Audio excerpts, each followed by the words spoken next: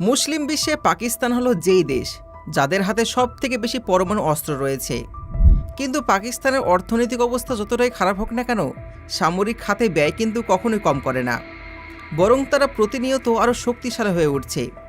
পাকিস্তান তাদের বিমান বাহিনী দক্ষিণ এশিয়ার মধ্যে সবথেকে শক্তিশালী করে তুলেছে। এটি বাংলাদেশের নিরাপত্তাকেও দ্রুত সুরক্ষিত করবে। ভারতীয় বিমান বাহিনী 2020 সালে ফ্রান্স থেকে 2 স্কোয়াড্রন বা 32টি রাফেল যুদ্ধবিমান ক্রয় করেছিল। এই বিমানগুলোর এক স্কোয়াড্রন বাংলাদেশ ও চীন সীমান্তে এবং অপরটি চীন এবং পাকিস্তান সীমান্তে মোতায়েন করা হয়েছে।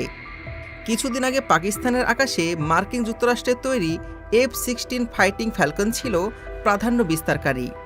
কিন্তু 2020 সালে ভারত রাফায়েল যুদ্ধবিমান ক্রয়ের মাধ্যমে পাকিস্তান বিমান বাহিনীর নিরাপত্তা ঝুঁকির মধ্যে ফেলে দেয়। যদিও পাকিস্তানের F-16 বিমানগুলি শক্তিশালী, তবুও তাদের মিসাইলের রেঞ্জ অনেক সীমিত। পাকিস্তানের হাতে থাকা F-16 মিসাইলের রেঞ্জ মাত্র 105 কিলোমিটার, যা এয়ার টু এয়ার মিসাইল হিসেবে প্রযোজ্য। এইদিকে ভারতের রাফায়েল যুদ্ধবিমানের রেঞ্জ 200 কিলোমিটার, যা পাকিস্তানের মিসাইলের তুলনায় দ্বিগুণ। এই ঘাটতি পূরণ করার জন্য পাকিস্তান বিমান বাহিনী চীন থেকে দ্রুত 36টি F-16 যুদ্ধবিমান অর্ডার করেছে। এই নতুন বিমানগুলোর রেঞ্জ 220 কিলোমিটার, যা ভারতের রাফেল যুদ্ধবিমান চেয়েও বেশি। অতএব এখানে ভারত এবং পাকিস্তানের বিমান বাহিনী প্রায় সমান অবস্থায় রয়েছে। তবে আশ্চর্যের বিষয় হলো, পাকিস্তান ইতিমধ্যে চীন থেকে 5ম প্রজন্মের যুদ্ধবিমান অর্ডার করেছে। পাকিস্তান বিমান বাহিনীর পক্ষ থেকে জানানো হয়েছে যে তাদের পাইলটরা বর্তমানে চীনের জেংকিউ 5th জেনারেশনের যুদ্ধবিমান প্রশিক্ষণ নিচ্ছে। এই খবর দ্রুত মিডিয়াতে ছড়িয়ে পড়েছে, যা ভারতীয় সরকারের জন্য মানসিক চাপের কারণ হয়ে দাঁড়িয়েছে। কারণ বর্তমানে ভারতীয় বিমান বাহিনীতে যে সকল যুদ্ধবিমানগুলো রয়েছে সেগুলো গুণগত মান খুব একটা ভালো না। ভারতের হাতে যে সমস্ত যুদ্ধবিমানগুলো রয়েছে তার মধ্যে সবচেয়ে শক্তিশালী হলো রাফায়েল, যা নিয়ে ভারত কিন্তু গর্ব করে থাকে। এই যুদ্ধ বিমানগুলো দিয়ে পাকিস্তানকে মোকাবেলা করা গেলেও চীনকে মুখোমুখি দাঁড় করালে ভারত দুর্বল হয়ে যায়। চীন ভারতীয় যুদ্ধবিমানগুলোকে খেলনা হিসাবে দেখে, কারণ তারা 5th জেনারেশন যুদ্ধবিমান তৈরি করার সক্ষমতা অর্জন করেছে। চীন 2000 সাল থেকে 5ম প্রজন্মের যুদ্ধবিমান তৈরি করতে সফলতা দেখিয়ে আসছে এবং 2012 সালে তারা তাদের প্রথম স্টেলথ ফাইটার জেট সফলভাবে আকাশে উড়িয়েছে। এটি ছিল চীনের তৈরি প্রথম স্টেলথ ফাইটার জেট, যা 2009 সালে তারা প্রথম উৎপাদন শুরু করে। বর্তমানে চীনের বিমান বাহিনীতে প্রায় 300টি 5th জেনারেশনের যুদ্ধবিমান রয়েছে, যা ভারতীয় বিমান বাহিনী সহ আমেরিকার বিমান বাহিনীকেও মোকাবেলা করার ক্ষমতা রাখে। ভারতের হাতে এমন কোনো শক্তিশালী এয়ার ডিফেন্স সিস্টেম নেই যা এই বিমানগুলোকে প্রত্যাহত করতে পারে। পরবর্তী সময় চীন 31 মডেলের যুদ্ধবিমান তৈরির গবেষণা শুরু করে, যা বর্তমানে সবচেয়ে আধুনিক স্টেলথ ফাইটার জেট হিসাবে পরিচিত। এই যুদ্ধবিমানগুলোকে মাঝে মাঝে আমেরিকার তৈরি F-35 যুদ্ধবিমানের থেকেও উন্নত মনে করা হয়। বর্তমানে পাকিস্তানের যে 31টি যুদ্ধবিমান যুক্ত হয়েছে, পাকিস্তান ইতিমধ্যেই চীন থেকে প্রায় 72টি এই ধরনের স্টেলথ ফাইটার জেট অর্ডার করেছে, যা দ্রুত পাকিস্তানে পৌঁছবে বলে আশা করা হচ্ছে। বিভিন্ন সূত্র অনুযায়ী পাকিস্তান 2028 সালের মধ্যেই এই সমস্ত যুদ্ধবিমানগুলো হাতে পাবে বলে মনে করা হচ্ছে। ফলে ভারতীয় বাহিনীর জন্য এটি একটি বড় সংকটের সৃষ্টি হবে। চীনের স্বনামধন্য যুদ্ধবিমান নির্মাণকারী প্রতিষ্ঠান সাং এর কর্পোরেশন এই বিমানগুলো তৈরি করেছে। আর পাকিস্তান ইতিমধ্যে জানিয়ে দিয়েছে যে তাদের কিছু পাইলট এই যুদ্ধবিমান পরিচালনা করার প্রশিক্ষণ নিচ্ছেন। যদি পাকিস্তান এই 5th জেনারেশন যুদ্ধবিমান হাতে পেয়ে যায়, তাহলে ভারতকে অনেক চাপে ফেলবে, যা বাংলাদেশের জন্য খুবই ইতিবাচক হবে। পাকিস্তান যত বেশি উন্নত ফাইটার জেট কিনবে, ততই শক্তিশালী হয়ে উঠবে। চীনের তৈরি F-31 যুদ্ধবিমানগুলি বিশেষ স্টেলথ প্রযুক্তি দ্বারা নির্মিত এবং এর সর্বোচ্চ গতিবেগ হল 2200 কিলোমিটার প্রতি ঘন্টা আর সর্বোচ্চ রেঞ্জ 3000 কিলোমিটার। এর মানে পাকিস্তান এর মাধ্যমে পুরো ভারতের আকাশে নজর রাখতে পারবে এবং 1000 কিলোমিটার দূর পর্যন্ত আক্রমণ চালাতে সক্ষম, যেখানে ভারতের রাফেল যুদ্ধবিমানের রেঞ্জ মাত্র 200 কিলোমিটার। ঠিক ওখানে পাকিস্তানের এই স্টেলথ ফাইটার জেটের মাধ্যমে ভারতের বিমান বাহিনীকে কার্যত ধ্বংস করতে পারে।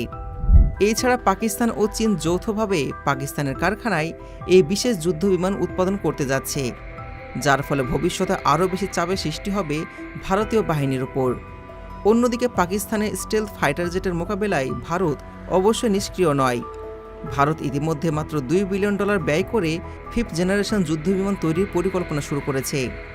তবে ভারত কি এই যুদ্ধবিমান তৈরি করতে পারবে, সেই বিষয়ে সংশয় রয়েছে। এগুলোতে দেখলেন ভারত এবং পাকিস্তানের ক্ষমতা। এখন আমি আপনাদের বাংলাদেশ বিমান বাহিনীর ক্ষমতা দেখিয়ে দিই এবং জানিয়ে দিই এই বছর বাংলাদেশ কি কি অস্ত্র ডেলিভারি পাবে। আমি গ্যারান্টি দিয়ে বলতে পারি, এই সমস্ত অস্ত্রগুলো দেখার পর আপনি গর্ববোধ করবেন। তো প্রথমেই আছে বোরা ব্যালিস্টিক মিসাইল। 2018 সালে বাংলাদেশ সর্বপ্রথম ব্যালিস্টিক মিসাইল ক্রয় করার আলোচনা শুরু করেছিল। তবে যেহেতু এটা অনেক ভারী এবং ব্যয়বহুল অস্ত্র, তাই এটি ডেলিভারি পেতে একটু বেশি সময় লেগেছে। তবে আর কোনো চিন্তা করবেন না, 2026 সালের মধ্যেই এই বোরা ব্যালিস্টিক মিসাইল হয়তো বাংলাদেশ বিমান বাহিনীতে যুক্ত হবে। এবার 2 নম্বরে আছে অ্যাটাক হেলিকপ্টার। আপনারা হয়তো জানেন যে বাংলাদেশ সেনাবাহিনীর কাছে সেরকম কোনো অ্যাটাক হেলিকপ্টার নাই, অথচ বাংলাদেশের পার্শ্ববর্তী দেশ ভারত এবং মায়ানমারের হাতে কিন্তু বিপুল সংখ্যক অ্যাটাক হেলিকপ্টার রয়েছে। বিশেষ করে মায়ানমারের হাতে কিন্তু 9টি অ্যাটাক হেলিকপ্টার রয়েছে। তাই বাংলাদেশের এখন প্রয়োজন হয়ে গিয়েছে অ্যাটাক হেলিকপ্টার ক্রয় করা। বাংলাদেশ মূলত 2028 সালের মধ্যে 7টা অ্যাটাক হেলিকপ্টার ডেলিভারি পাবে, আর যেগুলো অনেক খতরনাক। তবে আপনি এটা জেনে অবাক হবেন, তুরস্ক থেকে এই অ্যাটাক হেলিকপ্টার আসছে।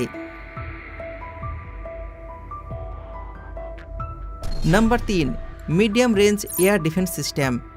বাংলাদেশ 2019 সাল থেকেই আকাশ প্রতিরক্ষা বিষয়ে গুরুত্ব দিয়ে আসছে এবং বর্তমান শতাব্দীর চ্যালেঞ্জ মোকাবেলায় বাংলাদেশ সিদ্ধান্ত নিয়েছে যে এই মিডিয়াম রেঞ্জের এয়ার ডিফেন্স সিস্টেম ক্রয় করবে। তাই বাংলাদেশ ধারাবাহিকভাবে চীন, তুরস্ক এবং ব্রিটেনের সাথে বৈঠকে বসে এবং তুরস্কের কাছ থেকে মিডিয়াম রেঞ্জের আকাশ প্রতিরক্ষা ব্যবস্থা অর্ডার করেছে বাংলাদেশ সেনাবাহিনী। বাংলাদেশ সেনাবাহিনী 1 রেজিমেন্টের মিডিয়াম রেঞ্জের এয়ার ডিফেন্স সিস্টেম অর্ডার দিয়েছে, যা খুবই দ্রুত বাংলাদেশ সেনাবাহিনী বহরে যুক্ত হবে। এর রেঞ্জ হচ্ছে 50 থেকে 60 kilometre. Number 4, panther হাউজার artillery system. বন্ধুরা, প্যান্থার হাউজার আর্টিলারি সিস্টেম কিন্তু বর্তমান যুগের অন্যতম ভয়ঙ্কর একটি অস্ত্র। আর যুদ্ধক্ষেত্রে আর্টিলারিকে বলা হয় শত্রুপক্ষের যমদূত। আর এই আর্টিলারি ফায়ার পাওয়ারের মাধ্যমে সৈন্যরা কিন্তু একের পর এক অঞ্চল দখল করতে পারে। আর অনেকে তো এই অস্ত্রকে যুদ্ধক্ষেত্রের বিধাতাও বলে থাকে। যাদের আর্টিলারি ক্ষমতা যত বেশি হবে, সেই দেশের যুদ্ধে জেতার চান্স তত বেশি।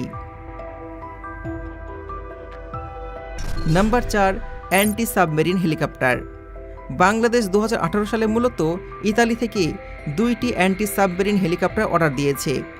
সেগুলো এখনও ডেলিভারি পায়নি বাংলাদেশ। হয়তো এই বছর ইতালি থেকে এই অ্যান্টি সাবমেরিন অ্যাটাক হেলিকপ্টারগুলো ডেলিভারি পাবে বাংলাদেশ। আপনারা হয়তো জানেন যে বাংলাদেশের পার্শ্ববর্তী দেশ ভারত এবং মায়ানমারের কাছে কিন্তু সাবমেরিন রয়েছে।